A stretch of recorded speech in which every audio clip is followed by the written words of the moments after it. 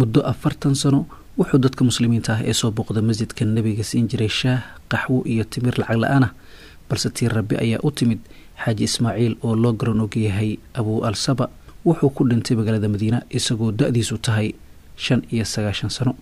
markii uu geeriyooday waxaa looga duceeyay maqribnimadii talaadada masjidka nabiga. 40 sano ee la soo dhaafay sheekhu waxa uu ku fadhiisan jiray kursi caaga oo u dhow masjidka nabiga iyo gurigiisa, waxaana hordhigayay miis ay ku jiraan saxanno macmacaan iyo timir ah oo ay barbar socdeen shaah iyo qaxwo. sida ay ku warantay warbaahinta dalka Suuriya, Sheekh Ismaaciil Al-Zaym oo ka soo jeeda magaalada Xama ayaa 50 sano ka hor u soo guuray dalka Sacuudiga. intii uu ku sugnaa magaalada Madiina waxa uu caan ku ahaa howlo samafal sida qaybinta shaah, qaxwada, caanaha iyo timirta uu ugu talagalay dadka xujayda iyo kuwa cumrada u jooga dalka Sacuudiga.